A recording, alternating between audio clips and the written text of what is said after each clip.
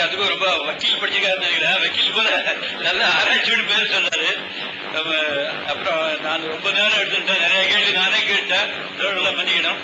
கடைசியா ஒரே ஒரு கேள்வி, அதுக்கு அதுவும் நிறைய பேர் அதுல டவுட்ஸ் கிடைக்கிறாங்க. என்னன்னா, இந்து மதத்துல ராமர், கிருஷ்ணர், முருகன் சொல்றோம், எங்களுக்கு எல்லாம் ஒரு உருவம் இருக்கு.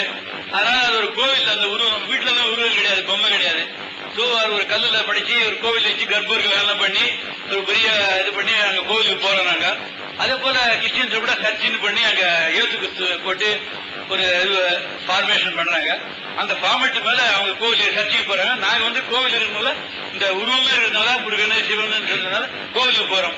ஆனா உங்க இதுல என்னன்னா கடவுளுக்கு உருவமே இல்லைன்னு சொல்லிட்டீங்க. நான் கூட சில மாஸ்க்கு போயிருக்கேன், வெறுமைதான் இருக்கேன், அங்க எதுவுமே இல்லாது. அப்படி இருக்கும்போது அங்க வீட்லயே கொண்டாடலாமே, இவர் மாஸ்கினுடைய தத்துவம் என்ன? அழகான கேள்வி கேட்டிருக்காங்க. கேள்விக்கு முன்னாடி நம்மளை பத்தி நம்ம வக்கீல்லாம் படிக்க கிடையாது, படிக்கவே இல்லைனா அவர் படிக்காத ஆள் தான். உனக்குதா 4ஆம் கிளாஸ் தாண்டாத ஆளு, படிச்சது இல்ல, வக்கீல் படிக்கவும் இல்லை, வந்தபடி படிக்கிறேன். இப்ப அவங்க கேள்வி என்னன்னா, மற்ற மற்ற மதங்கள்ல எல்லாம் கோயில்கள்ல உருவங்கள் வச்சிருக்கிறாங்க, முருகன், கிருஷ்ணர், விநாயகர், இயேசுலாம் வச்சிருக்கிறாங்க. இப்ப இஸ்லாத்துல அது இல்ல. அது இல்லங்கும் போது பள்ளிவாசல் வீட்டுல இருக்கிறதானே எதையாவது ஒண்ணு வச்சு வணங்குவதா இருந்தா தான் என்ன செய்யணும், அது ஒரு வழிபாட்டு தலம் வேணும். மாஸ்குடைய தத்துவம் என்ன அப்படின்னு கேட்கிறாங்க. இஸ்லாத்தை பொறுத்த வரைக்கும் எங்க வேண்டாலும் தொழுகை நடத்தலாம். இன்றைக்கு வந்திருக்கிறாங்க, இங்கேயே தொழுகை நடத்துவாங்க. தொழுகை வந்தவுடனே இங்கேயே தொழுகை நடத்துவாங்க. தொழுகை நடத்துவதற்கு இந்த மாஸ்க்கு போற தத்துவம் என்னன்னா, கூட்டமைப்பு தான் நோக்கம். வீடுகள்ல நான் தான் தொழுதுக்கிறேன், நான் என்னுடைய நேரத்துக்கு நான் தொழுதுக்கிறேன், நீங்க உங்க நேரத்துக்கு தொழுகை நடத்திக்கிறீங்க. உங்களுக்கு எனக்கு அன்போ நெருக்கமோ பழக்கமோ ஏற்படாது.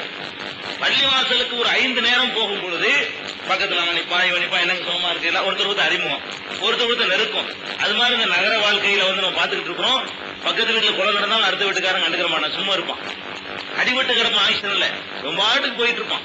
இப்படி ஒரு மனிதனை ஒரு மனிதன் கண்டுகொள்ளாத ஒரு உலகத்துல ஒருத்தருக்கு ஒருத்தர் ஒரு அறிமுகம், பழக்கம், நெருக்கம் உண்டாகிட்டு இருக்கும் பொழுது அதனால என்ன உண்டா, ஒரு அந்யோன்யம் ஏற்படும்.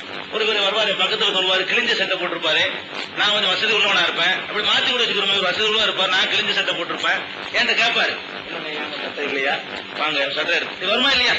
அப்ப இல்லாதவர்களுக்கு உதவி செய்யக்கூடியது, ஒவ்வொருத்தருடைய நிலைமையை பார்த்து அவங்களுக்கு தேவையான ஹெல்ப் பண்றது, இதெல்லாம் ஏற்படுத்துவதற்கு கூட்டாக போய் வழிபட வேண்டியிருக்கு. ஒரு நாளைக்கு 5 முறை. அது மட்டும் இல்லாம இன்னொரு முக்கியமான அம்சம் என்ன தெரியுமா, இஸ்லாமிய மார்க்கத்துல நீங்க என்னைக்கு பாக்குறீங்க, இந்த தீண்டாமை கிடையாது, ஜாதிங்கிற அடிப்படையில வித்தியாசம் கிடையாது. யாரும் யாரோடையும் ஒன்னாவே சேர்ந்திருப்பாங்க, ஒன்னாவே சாப்பிடுவாங்க, சம்பந்தம் பண்ணிக்கிடுவாங்க, குடுக்கல் பண்ணிக்கிடுவாங்க. பள்ளிவாசல்ல போய் ஒன்னாவே நின்று என்ன செய்வாங்க, தொழுகை நடத்துவாங்க. யாரு முந்தி போறாரு அவர் தான் முதல் வரிசையில் நிற்பாரு, யார் லேட்டா வர்றாங்களோ அவங்க கடைசியா நிற்பாங்க. ஜனாதிபதி முஸ்லிமா இருந்து அவர் வந்தா கூட அவர் கடைசியா நிக்கணும். இது இன்னைக்கு வரைக்கும் நீங்க பாத்துட்டு இருக்கீங்க பள்ளிவாசல்ல, சர்வசாதாரணமாக பள்ளிவாசல்ல இது நடந்துகிட்டு இருக்கு. இது எதனால சாத்தியமாச்சு தெரியுமா? இது சாத்தியமானது இந்த பள்ளிவாசல்ல போய் அவங்க தோளோட தோல் உரசி 5 தடவை நிக்க வைக்கிற பாருங்க, அதுதான். இப்ப முஸ்லீம் நீங்க சொல்றோமா, நாங்க எல்லாருமே அரபு நாட்டு இறக்குமதியா? கண்டிப்பா கிடையாது. இவர் எடுத்தா ஒரு செட்டியாருடைய, இவர் 4 தலைமுறைக்கு முன்னாடி செட்டியாரா இருந்திருப்பாரு. உதாரணத்துக்கு இவர் ஒரு முதலியாரா இருந்திருப்பாரு, நான் ஒரு தலிதா கூட இருந்திருப்பேன், சொல்ல முடியாது. அப்ப ஏதோ யாரோ எங்க பிறந்தோம், இஸ்லாம்னு ஏத்துக்கிட்டோம். ஆனா நான் எங்க இருந்து வந்தேன்னு எனக்கே தெரியாது. என்னுடைய முன்னோர்கள் தலிதா எனக்கு தெரியாது, இவருடைய மூதார் செட்டியாரா தெரியாது, இவருடைய முன்னோர் முதலியாரா இவருக்கே தெரியாது, ஒவ்வொருத்தருக்கும் தெரியாது. 4-5 தலைமுறைக்கு முன்னாடி தான் நாங்க எல்லாம் இந்த கொள்கையை ஏத்துக்கிட்டோமே தவிர, நாங்க அரபு நாட்டில இருந்து இறக்குமதி ஆகல. எல்லா உங்களை மாதிரியான பல ஜாதிகளாகத்தான் நாங்கள் இருந்திருக்கிறோம். இப்படி இருந்த நாங்க ஒருத்தருக்கு ஒருத்தர் என்ன ஜாதின்னு தெரியாத அளவுக்கு மறந்து போயிட்டோம்னா அதுக்கு என்ன காரணம் தெரியுமா? தொழுகை தான் காரணம். மாஸ்க்ல போய் 5 நேரம் நிக்கிறோம். ஏன்னா இவர் ஒரு பிராமின் வச்சுக்கிருவோம், பிராமினா இருந்து இஸ்லாத்துக்கு வந்திருக்கிறார், நான் தலித்தா இருந்து இஸ்லாத்துக்கு வந்திருக்கிறேன்னு வச்சுக்கிருவோம். 2 பேரும் பக்கத்துல நிற்போம். முதல் நாளைக்கு இவருக்கு ஒரு மாதிரியா இருக்கும், நம்ம கிட்ட நிக்கிறானே, லேசா ஒரு உறுத்தல் வரும். அடுத்த வேலைக்கு மறுபடியும் நிற்பேன், அதுல ஒரு 10% இன்னும் கொஞ்சம் குறையும், 90% தான் வெறுப்பு இருக்கும். மறுபடியும் போய் நிற்பேன், 80 ஆகும். மறுபடியும் போய் நிற்பேன் ஒரு பக்கத்திலேயே 70 ஆகும். இன்னும் மறுபடியும் நிற்பேன், 60 ஆகும்.